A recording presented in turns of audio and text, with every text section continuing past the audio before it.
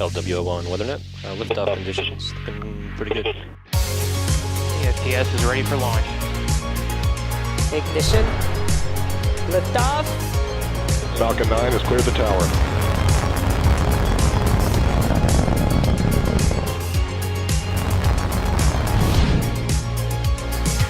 Ten, 9, 8, Side booster ignition. 6, 5, 4, 3, 2, 1.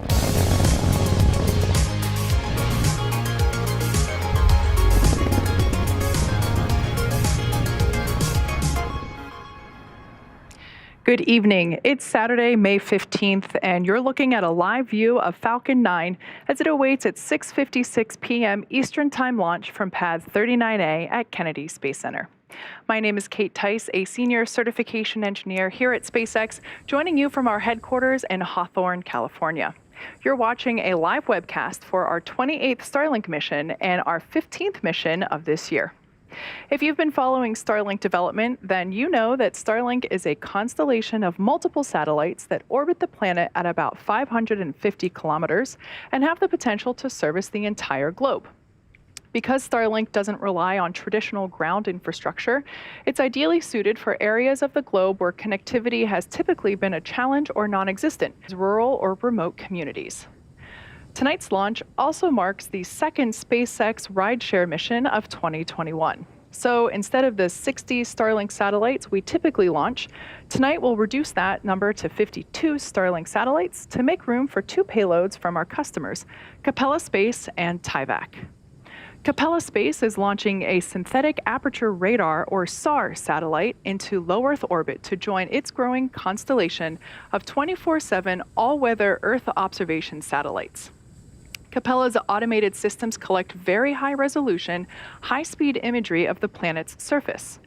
Following deployment on SpaceX's Transporter-1 mission earlier this year, the Capella constellation covered breaking global events at night and through clouds, including the Ever Given's blockage of the Suez Canal and the recent volcanic eruption on St. Vincent.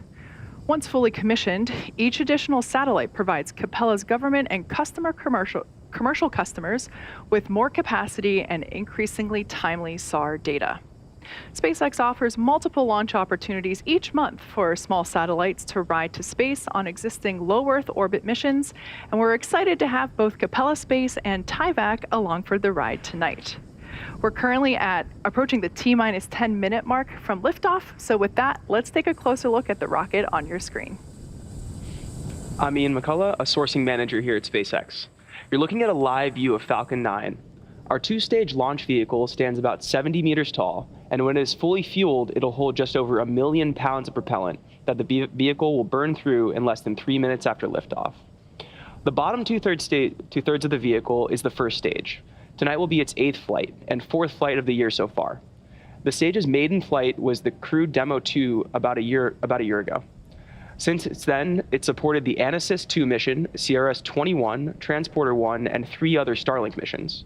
Its objective is to accelerate the vehicle through the Earth's atmosphere to space and then separate from the rest of the rocket. Once the first stage separates from the second stage, it will make its way back to Earth and target a landing on our drone ship, Of Course I Still Love You. To give some perspective, our drone ships are the equivalent of the size of a football field, and the landing area is approximately 200 feet by 150 feet. That's big enough that a hockey rink could fit inside of it. If successful, it will mark our 84th recovery of an orbital class rocket.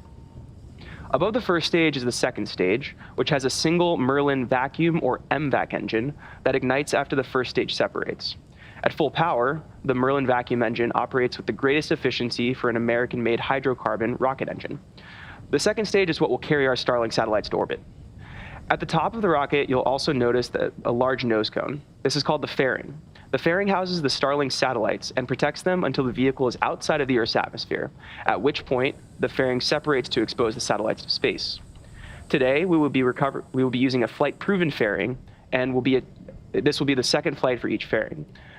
And we'll be attempting to recover each from the water today with our recovery vessel, Sheila Bordelon. Lastly, the large truss structure you see there is the Transporter Erector, or TE. We use it to roll the rocket out to the pad and raise it to its vertical launch position.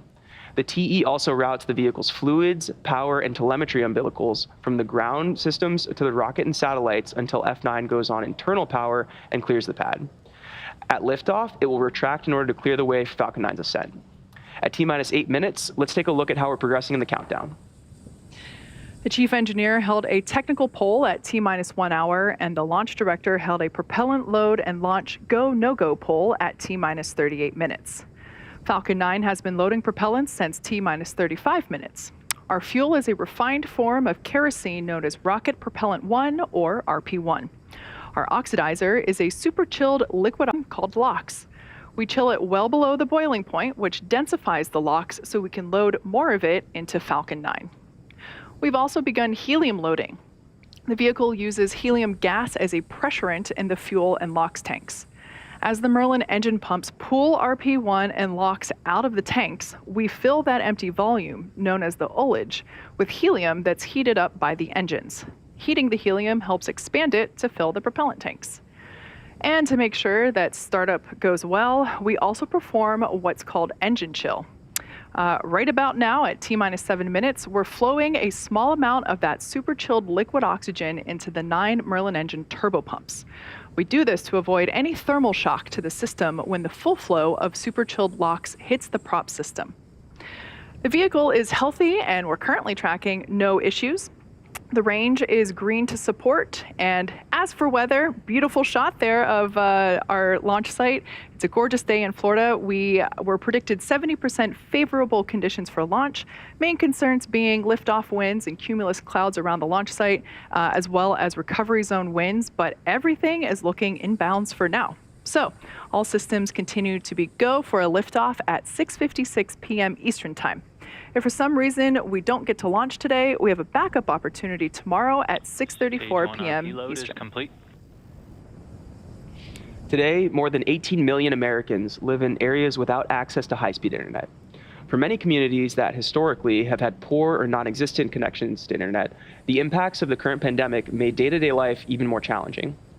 One such community that has been underserved are the residents of Eau Claire, Wisconsin. This week, the city announced that it's participating in our beta program by offering 50 rural homes and businesses Starlink connectivity. These users will now be able to access high-speed internet for work-related purposes, accessing healthcare remotely, and receiving an online education. Currently, our Starlink beta service is available in the United States, Canada, the United Kingdom, Western Germany, the South Island in New Zealand, Austria, and France. And as of this week, we are excited to announce that we are now serving parts of the Netherlands. As we continue to grow our Starlink beta program and customer base, we are also building and expanding our infrastructure. Earlier this week, we announced that Spacex will be locating our Starlink ground stations within Google Cloud data center properties in order to deliver secure and high-speed internet connectivity for our users. Locating ground stations at data centers will significantly improve latency, as data can go from the user terminal to the server without touching the internet. To learn more about Starlink or to find out if service is available in your area, head on over to starlink.com. We're currently at T-minus 4 minutes and 40 seconds from liftoff, and Falcon 9 is now moving into the final stages of the countdown. The next visual milestone will be retraction of the transporter erector, or TE. That's the white painted structure that you see there next to the vehicle. As the name indicates, that's what we use to transport the vehicle from the hangar to the pad and raise it to its vertical launch position. First, we'll see the TE clamps open. That should be coming up in just a few seconds.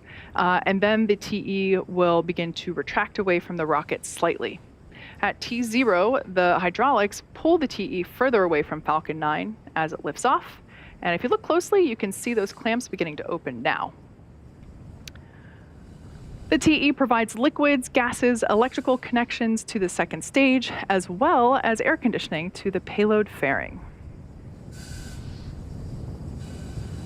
The first and second stages are both nearly fully loaded with 1 million pounds of kerosene fuel and liquid oxygen. The super chilled liquid oxygen is our propellant oxidizer and is the source of the white clouds that we can start to see forming around Falcon 9. That happens when the warm, humid Florida air comes into contact with the cold liquid oxygen. The oxygen heats up and then turns into the white gas clouds that we can start to see. The first stage will be finishing prop loading here in about 15 seconds at T-minus 3 minutes, and the second stage wraps up its prop load at T-minus 2 minutes. At T-minus 60 seconds, we'll hear the call out that Falcon 9 is in startup. This means that the rocket's autonomous internal flight computers have taken over the launch countdown. Then, just inside T-minus 2 seconds, we light the Merlin M1D engines. We use TTEB as our ignition fluid.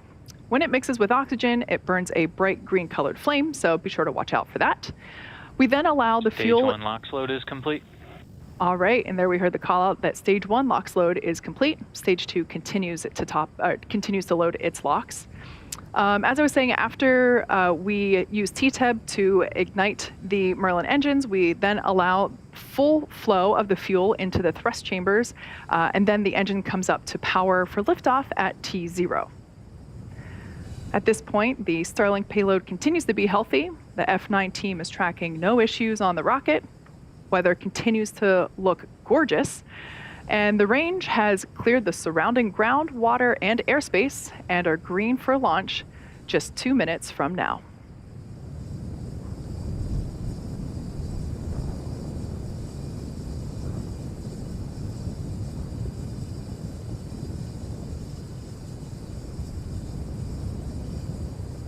Stage 2 LOX load is complete.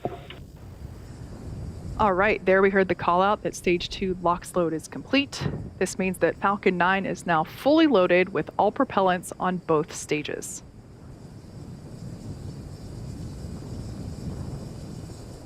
If you look at the shadow of the rocket there on the pad, we can see the shadow of the white clouds that are forming around the pad. Like I mentioned before, that's just the liquid oxygen vaporizing with the ambient air. Now that LOX load is complete and that propellant line is blocked off to the vehicle, that leftover LOX in the lines basically turn into gas and form the white clouds that we see.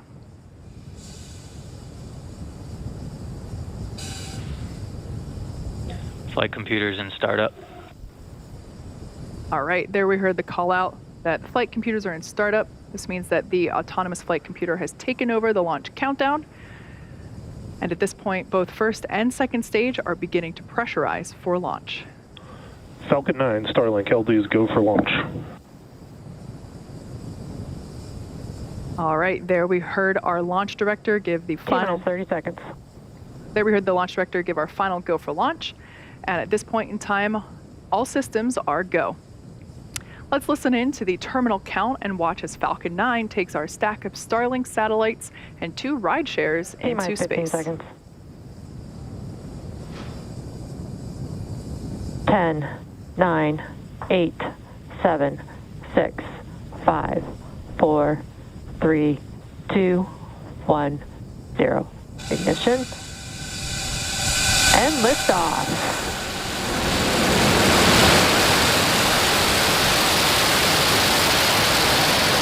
Falcon 9 is pitching downrange.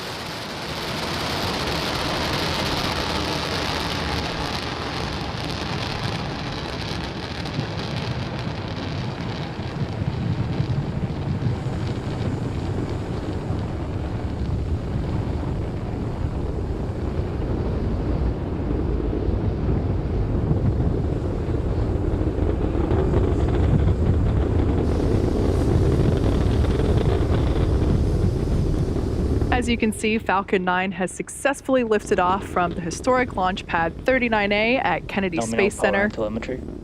carrying our stack of Starlink satellites and 2 ride shares into orbit. We throttle the engines down in preparation for max Q, or maximum aerodynamic pressure. This is the largest structural load that the vehicle sees during... Vehicle supersonic. This is the largest structural load that the vehicle sees during ascent, so slowing the vehicle down helps during that short period. Max Q. All right, there we heard the call out that we reached max Q. In about a minute, we're going to have 3 events happening back to back. First will be main engine cutoff, or as you'll hear it called out, MECO. This is where all 9 M1D engines shut off and slow the vehicle down in preparation for the second event, stage separation. As the name suggests, this is where the first stage separates from the second stage, with stage 1 starting to make its way back to Earth for landing on our Started. while stage 2 continues its journey with the third event, SES-1 or Second Engine Start 1. This is where MVAC will light up and begin to propel the second stage along with the Starlink and 2 rideshare satellites into orbit. So just a few seconds ago, we heard the call out that MVAC chill has begun. That's the same thing as what I described prior to liftoff for the M1D engines. We flow a little bit of that super chilled liquid oxygen into the turbopump of the MVAC engine, helping to prepare the prop system for that super cold fluid to flow through.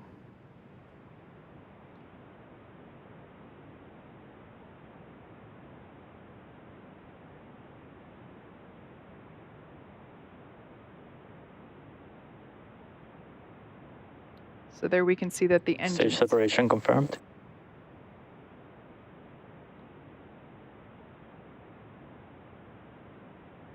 All right, so on the left-hand side of your screen, we got the first stage, Ignition. and the second, on the right-hand side, the second stage, and there we heard call out MVAC ignition. We can see that nozzle begin to develop a lovely orange glow as Earth rotates in the background. And on the left-hand side, we got first stage deploying the grid fins in preparation for the drone ship landing. In just a few seconds, we're going to have fairing deploy. Love that view of MVAC. And there's our first view inside the payload fairing. Confirmed. There we have visual and call out there that fairing separation has occurred. As a reminder, we will be attempting to recover those fairing halves today with our recovery ship, Sheila Bordelon. And of course, we're going to be recovering the first stage with our drone ship, utilizing a view for today's recovery attempt.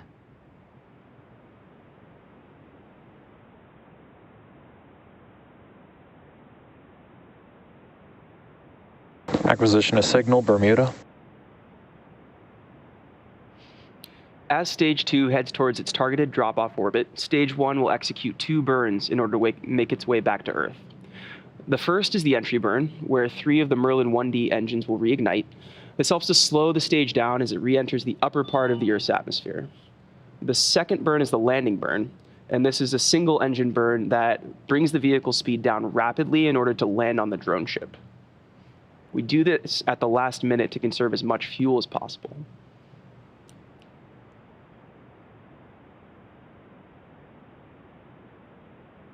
If you're just catching up with us, we had a successful launch of Falcon 9 from Kennedy Space Center's Pad 39A. On the right side of your screen, you're looking at a live view of Falcon 9 Stage 2 as it delivers our Starlink and rideshare payloads to orbit. On the left, Stage 1 is cruising back to our drone ship, Of Course I Still Love You, in the Atlantic Ocean. Our Starlink satellites are in LEO, or low Earth orbit, at around 550 Both kilometers. vehicles are following nominal trajectories. Most satellites are around 36,000 kilometers in altitude at GEO or geostationary orbit. When the satellites are further from Earth, the round-trip data time between the user and the satellite, it's also known as latency, is much higher, resulting in poor performance for activities like video calls and online gaming.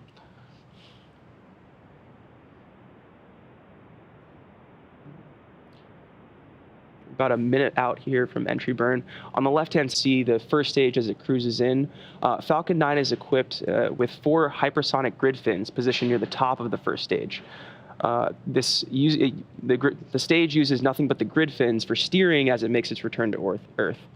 They orient the rocket during re-entry and guide the rocket during descent. Occasionally, you'll also see some white puffs. These are nitrogen gas bursts for attitude adjustment and control.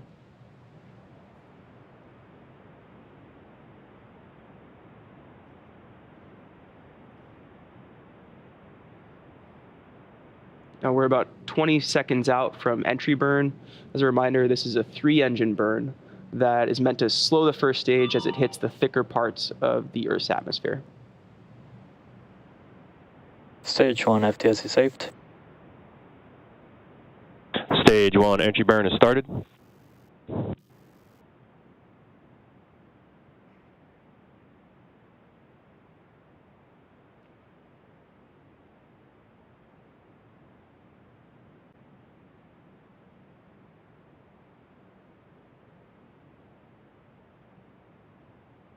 And stage 1 entry burn shut down.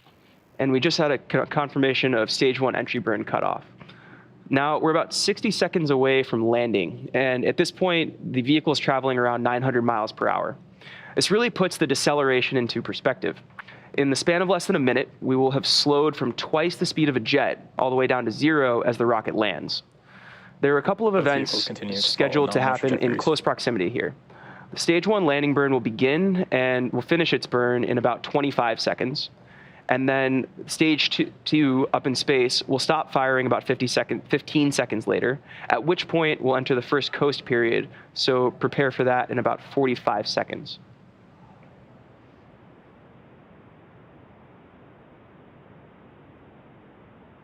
Stage 1 is transonic. Got a great view of both the first stage re-entering into the Atlantic and stage 2 as it continues on a nominal orbit.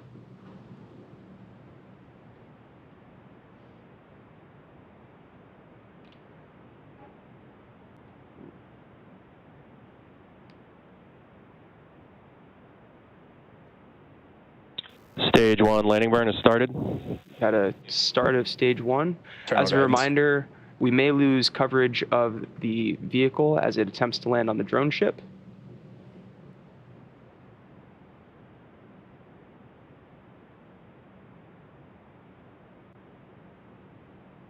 Landing legs have deployed. Landing leg deployed. Stage 2 FTS. On the left-hand side of the screen, got a beautiful view of a successful landing. This marks our 84th successful recovery of an orbital-class rocket and the 6th recovery of this particular booster.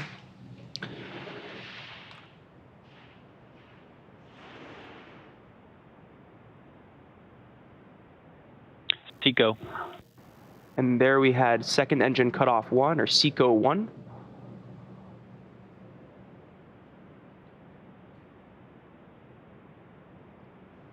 Waiting for a confirmation of good orbit. Nominal orbit insertion. And there the team confirmed good orbit. Now, stage 2 is going to coast in this orbit for the next 45 minutes or so. While that happens, take a look at this animation showcasing where we are in the coast phase. We'll see you back here at T plus 54 minutes for a second stage relight and the deployment of our 2 ride shares on board today.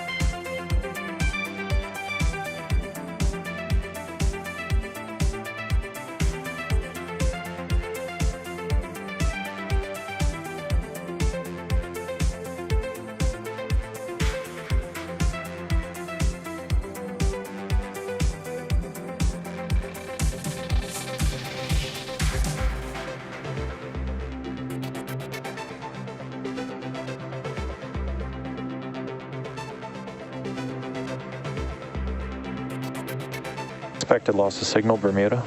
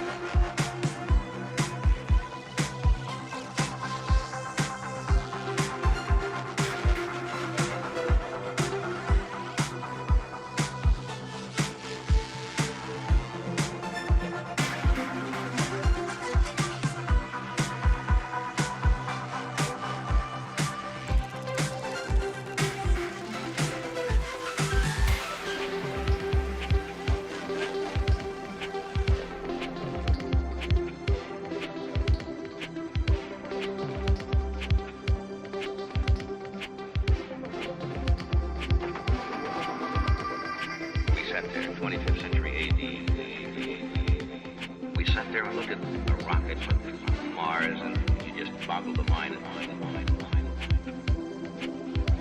And the technology caught up, didn't it?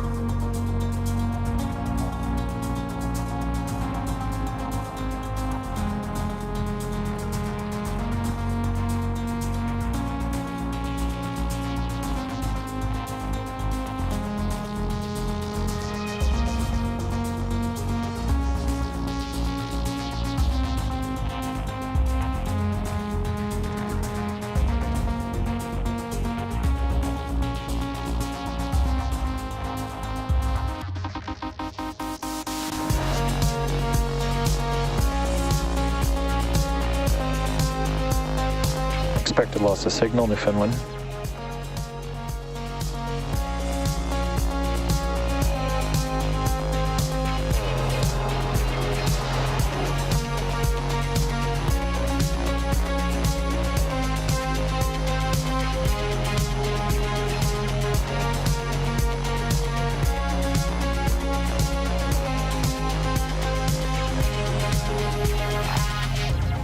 Acquisition of signal, Coonhilly, England.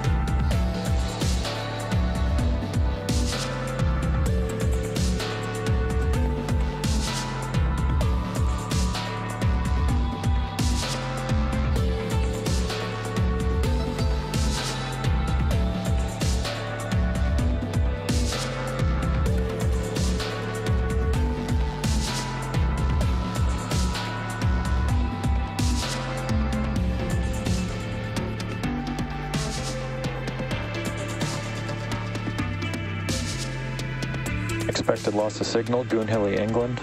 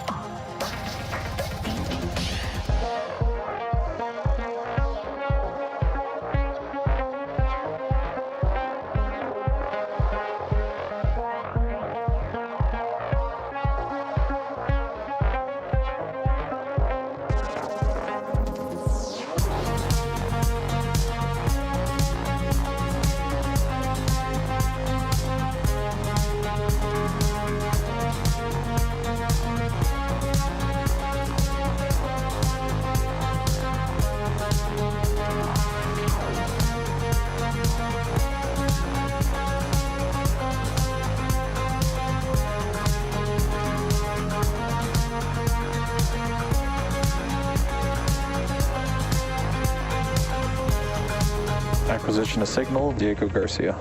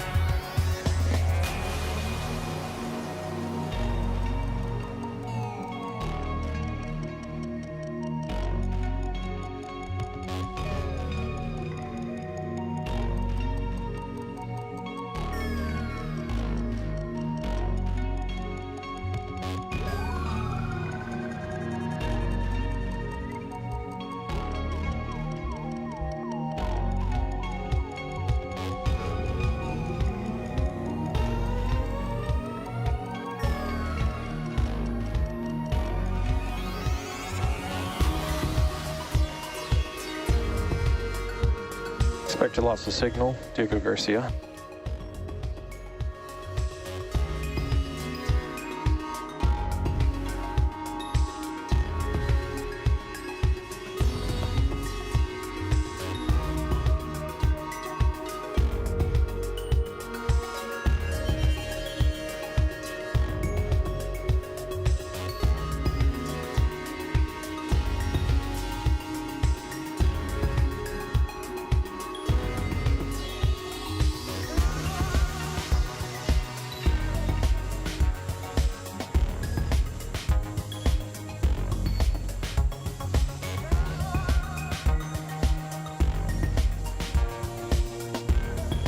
Acquisition of signal, Western Australia.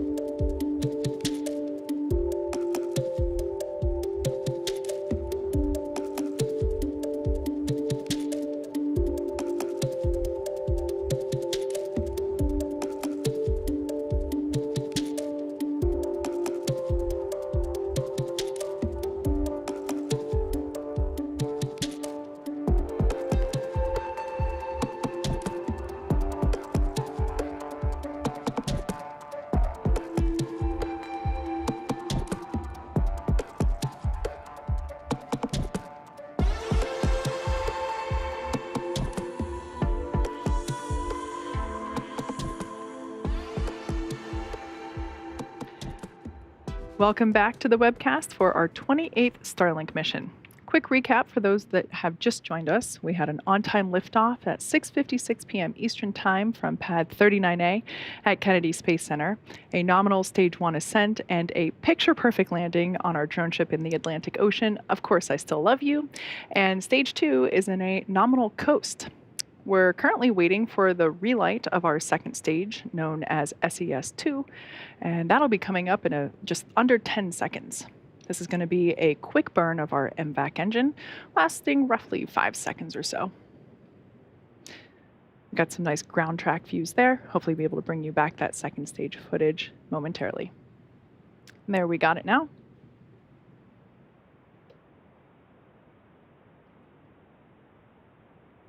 MVAC reignition.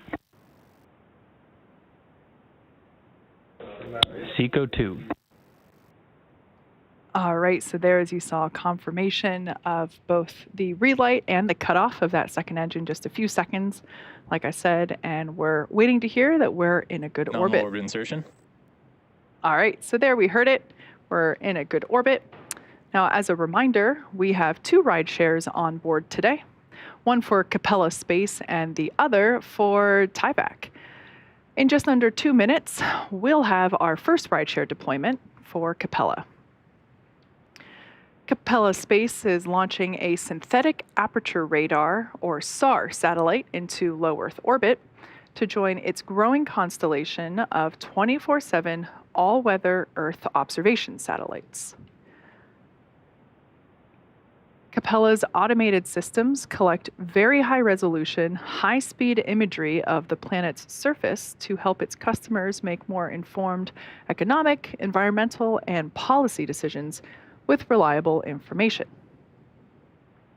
Following deployment on our Transporter 1 mission in January earlier this year, the Capella constellation covered breaking global events at night and through clouds, including the Ever Given's blockage of the Suez Canal and the recent volcanic eruption on St. Vincent.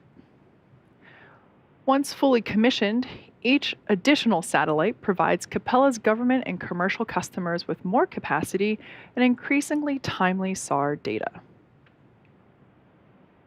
Deployment of that synthetic aperture radar satellite will be coming up in about 23 seconds. There we have a great view of the Starlink satellites, which we will be deploying later on. And of course, beautiful planet Earth rotating below.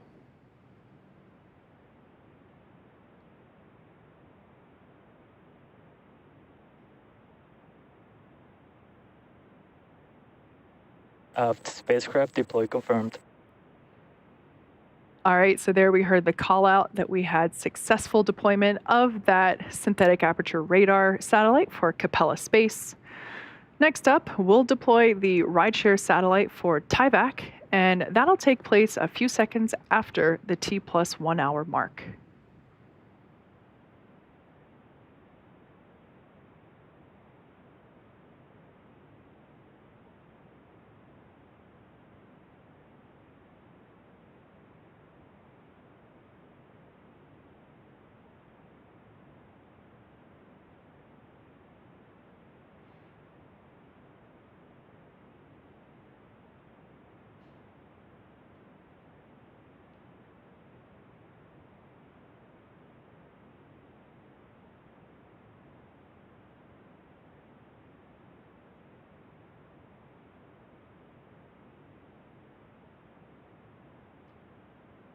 For those that are just joining us, we just deployed the synthetic aperture radar a couple minutes ago for Capella Space.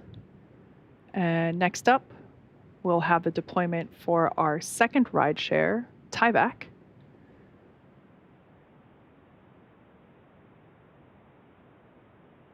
And later on, around the T+1 hour and 30-minute mark, we'll be deploying our batch of Starlink satellites.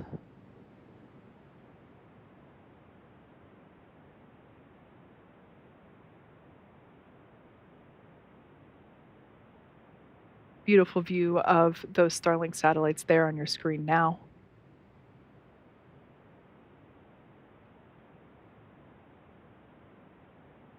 Acquisition of signal, Tasmania.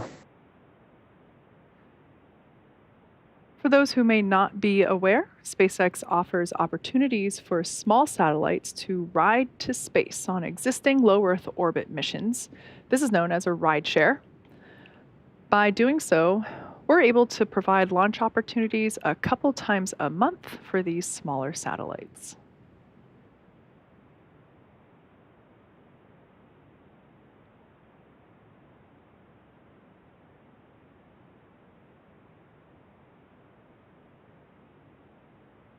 Like I mentioned earlier, instead of the usual 60 Starlink satellites that we typically launch, we've reduced that number to 52 Starlink satellites in order to make room for today's 2 rideshare payloads.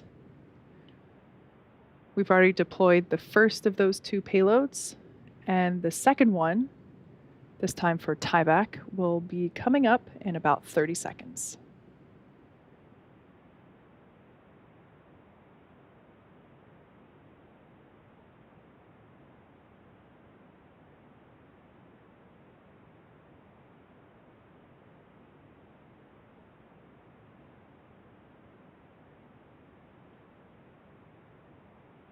All right, deployment of the Tyvak rideshare satellite coming up in just a couple seconds.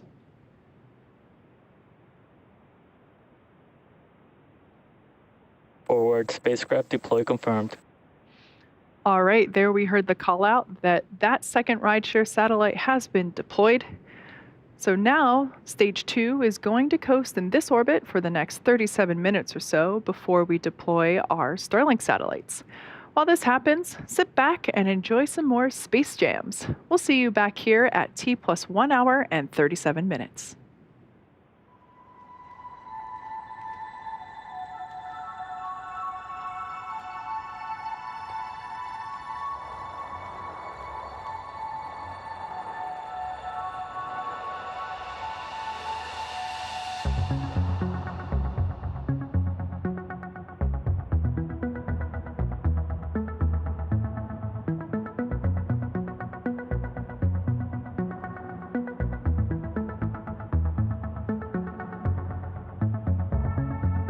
Expected loss of signal, Western Australia.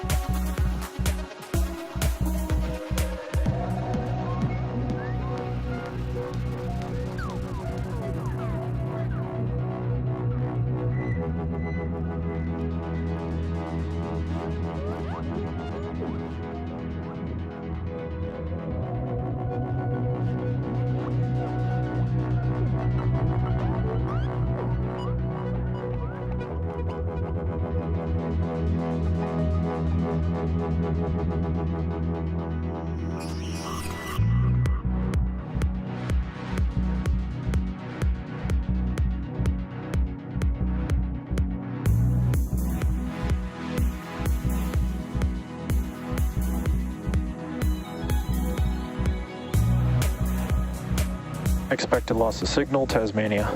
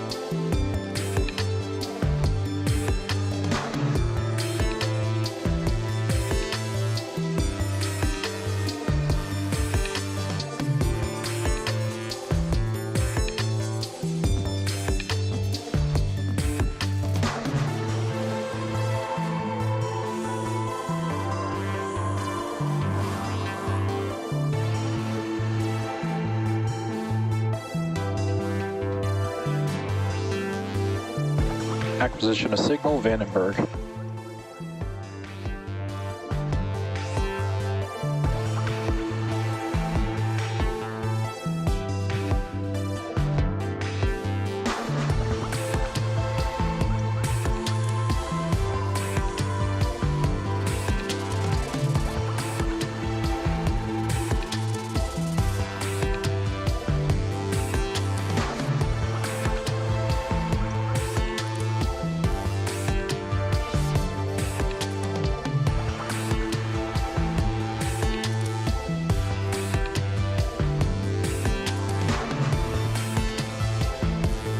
Acquisition of signal, South Texas.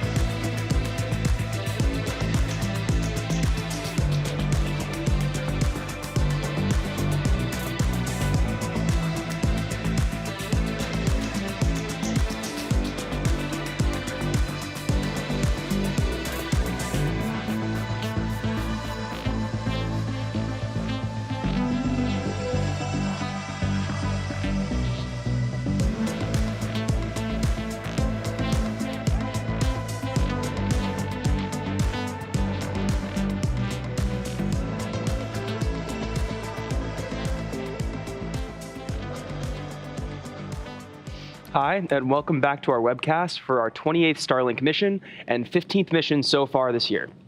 As a recap, we've had an on-time liftoff from our Kennedy Space Center Pad 39A. Our first stage booster landed for its 8th time and 84th recovery overall. Stage 2 completed its 2 burns, and we deployed our 2 ride shares.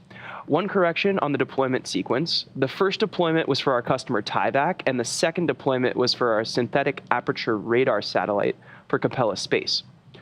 Now that we're coming up on deployment of our Starlink satellites into low Earth orbit, or LEO, Acquisition of signal, Cape. let's listen in for the call out of payload deploy.